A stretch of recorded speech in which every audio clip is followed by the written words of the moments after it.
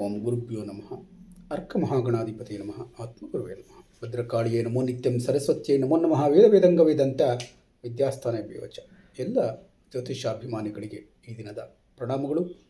ಈ ದಿನ ಮಿಥುನ ರಾಶಿಯವರ ದಿನಭವಿಷ್ಯವನ್ನು ನೋಡುವಂಥ ಸಮಯ 13/6/2026 ಶನಿವಾರ, ತ್ರಯೋದಶಿ ತಿಥಿ, ಚತುರ್ದಶಿ ತಿಥಿ, ಕೃತಿಕಾ ನಕ್ಷತ್ರ, ಸುಕರ್ಮ ಯೋಗ ಇರುವಂಥ ಈ ಒಂದು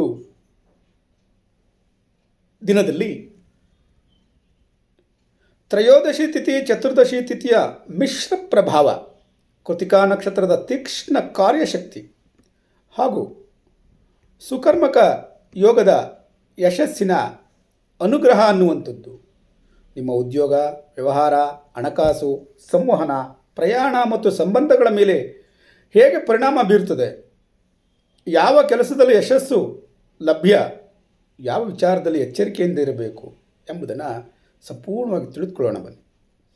ಮಿಥುನ ರಾಶಿ ಅಧಿಪತಿಯಾದಂಥ ಬುಧ, ಶನಿವಾರದ ಅಧಿಪತಿಯಾದಂಥ ಶನಿ, ಇಲ್ಲಿ ಶನಿಯ ತಾಳ್ಮೆ ಮತ್ತು ಬುಧನ ಬುದ್ಧಿಶಕ್ತಿ ಸೇರಿ ಉತ್ತಮ ಯೋಜನೆ ಮತ್ತು ಸಂವಹನದ ಶಕ್ತಿಯನ್ನು ಕೊಡಬಹುದು.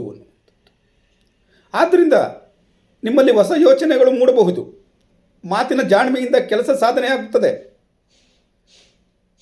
ಟೀಚಿಂಗ್ ಕ್ಷೇತ್ರ ಇರ್ಬೋದು, ಕಮ್ಯುನಿಕೇಷನ್ ಕ್ಷೇತ್ರ ಇರ್ಬೋದು, ಇವುಗಳಲ್ಲಿ ಲಾಭ ಉಂಟಾಗ್ತದೆ. ಆದರೆ ಹೆಚ್ಚು ಯೋಚನೆ ಮಾಡಿ ಗೊಂದಲಕ್ಕೆ ಸಿಲುಕಬೇಡಿ. ಕೃತಿಕಾ ನಕ್ಷತ್ರದ ಪ್ರಭಾವ ಇರೋದರಿಂದ ಮಾತಿನಲ್ಲಿ ತೀಕ್ಷ್ಣತೆ ಹೆಚ್ಚಾಗಬಹುದು. ಜಾಗ್ರತೆಯಿಂದ ಇರಲಿ. ಆದ್ದರಿಂದ ಈ ದಿನ ಮುಖ್ಯವಾದಂಥ ಸೂಚನೆ ಏನು?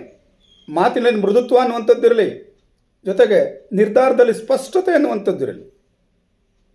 ತ್ರಯೋದಶಿ ತಿಥಿ ಮತ್ತು ಚತುರ್ದಶಿ ತಿಥಿಯ ಪ್ರಭಾವ ಇರೋದರಿಂದ ಹಳೆಯ ಕೆಲಸಗಳನ್ನು ಪೂರ್ಣಗೊಳಿಸ್ಬೋದು.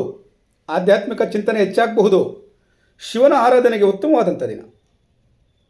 ಇಂದು ಅಪೂರ್ಣ ಕೆಲಸವನ್ನು ಮುಗಿಸಬಹುದು. ಮನಸ್ಸಿಗೆ ನೆಮ್ಮದಿ ಉಂಟಾಗ್ತದೆ. ಹಳೆಯ ಗೊಂದಲಗಳು ಕಡಿಮೆ ಆಗ್ಬೋದು. ಕೃತಿಕಾ ನಕ್ಷತ್ರದ ಪ್ರಭಾವ ಇರೋದರಿಂದ ಧೈರ್ಯ, ನಿರ್ಧಾರ ತೆಗೆದುಕೊಳ್ಳುವಂಥ ಶಕ್ತಿ, ನಾಯಕತ್ವ ಗುಣ ಇವೆಲ್ಲ ಪ್ರಭಾವವನ್ನು ಬೀರ್ತವೆ.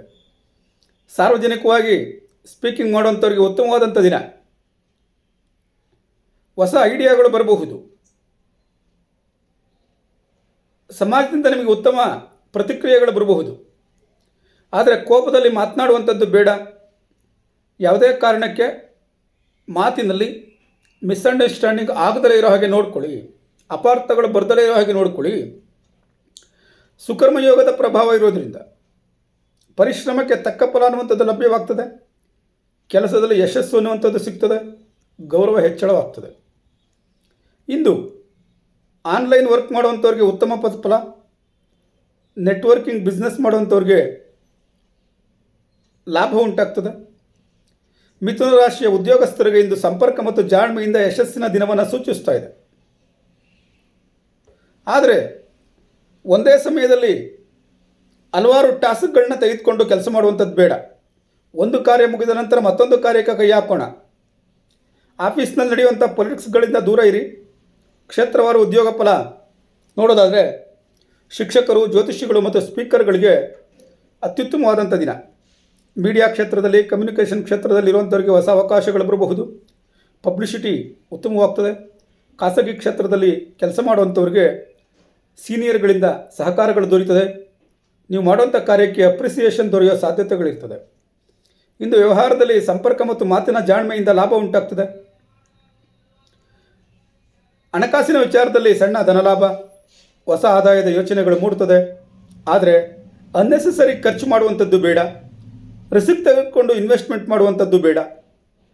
ಕುಟುಂಬದಲ್ಲಿ ಸಂತೋಷ ಅನ್ನುವಂಥದ್ದು ಇರ್ತದೆ. ಸ್ನೇಹಿತರ ಸಹಕಾರವನ್ನು ಪಡ್ಕೊಳ್ತೀರಾ. ಮಾತಿನಲ್ಲಿ ಜಾಗ್ರತೆ ಇರಲಿ. ದಂಪತಿಗಳಲ್ಲಿ ವಾಗ್ವಾದ ಅನ್ನುವಂಥದ್ದು ಬೇಡ, ಕಡಿಮೆ ಮಾಡ್ಕೊಳ್ಳಿ. ಆರೋಗ್ಯವನ್ನು ನೋಡೋದಾದರೆ ಗಂಟಲಿನಲ್ಲಿ ಸ್ವಲ್ಪ ತೊಂದರೆ ಬರ್ಬೋದು. ನರಗಳಲ್ಲಿ ಬಾಧೆ, ನಿದ್ದೆಯಲ್ಲಿ ವ್ಯತ್ಯಾಸ ಆಗ್ಬೋದು. ಸ್ವಲ್ಪ ಹೆಚ್ಚು ನೀರನ್ನು ಕುಡಿಯಬೇಕು. ವಿಶ್ರಾಂತಿಗೆ ಪ್ರಾಧಾನ್ಯತೆಯನ್ನು ನೀಡಿ. ಬೆಚ್ಚಗಿನ ನೀರನ್ನು ಕುಡಿಯೋದ್ರಿಂದ ಒಳ್ಳೆಯದಾಗ್ತದೆ. ಮಾತಿನಲ್ಲಿ ತಾಳ್ಮೆ ಇರಲಿ. ವಾಹನ ಚಾಲನೆಯಲ್ಲಿ ಜಾಗ್ರತೆಯಿಂದ ಇರಲಿ. ಸಿಗ್ನೇಚರ್ ಹಾಕಬೇಕಂತಂದರೆ ಪರಿಶೀಲನೆ ಮಾಡಿ ಚೆನ್ನಾಗಿ ಓದಿ ಸಿಗ್ನೇಚರ್ ಹಾಕಬೇಕು. ಇಲ್ಲ ಯಾರನ್ನು ಸುಮ್ಮನೆ ಸಿಗ್ನೇಚರ್ ಮಾಡಿಸ್ಕೊಂಡು ಬಿಡ್ತಾರೆ. ಪರಿಹಾರಕ್ಕೋಸ್ಕರ ವಿಷ್ಣು ದೇವರ ಪ್ರಾರ್ಥನೆಯನ್ನು ಮಾಡಿ. ಕೊನೆಗೊಂದು ಕಿವಿ ಮಾತು, ಮಾತಿನಲ್ಲಿ ಮೃದುತ್ವ, ತಾಳ್ಮೆ ಮತ್ತು ಜಾಣ್ಮೆಯಿಂದ ನಡೆದರೆ ಯಶಸ್ಸು ಅನ್ನುವಂಥದ್ದು ಲಭ್ಯವಾಗ್ತದೆ. ಗೌರವ ಮತ್ತು ಲಾಭವನ್ನು ತರುವಂಥ ದಿನ ಇದಾಗಿರ್ತದೆ ಎನ್ನುವಂಥದ್ದನ್ನು ತಿಳ್ಕೊಂಡಿರಿ. ಮಿಥುನ ರಾಶಿಯವರೇ, ತಾಳ್ಮೆಯಿಂದ ಈ ಒಂದು ವಿಡಿಯೋವನ್ನು ವೀಕ್ಷಿಸೋದಕ್ಕೋಸ್ಕರ ನಿಮ್ಮ ಅಮೂಲ್ಯವಾದ ಸಮಯವನ್ನು ಇದಕ್ಕಾಗಿ ಮೀಸಲು ಇಟ್ಟದ್ದಕ್ಕೋಸ್ಕರ ನಿಮಗೆ ಧನ್ಯವಾದಗಳು. ನಾಳೆಯ ದಿನಭವಿಷ್ಯದೊಂದಿಗೆ ಮತ್ತೆ ಭೇಟಿಯಾಗೋಣ. ದಯವಿಟ್ಟು ಚಾನಲನ್ನು ಸಬ್ಸ್ಕ್ರೈಬ್ ಮಾಡಿಕೊಡಿ.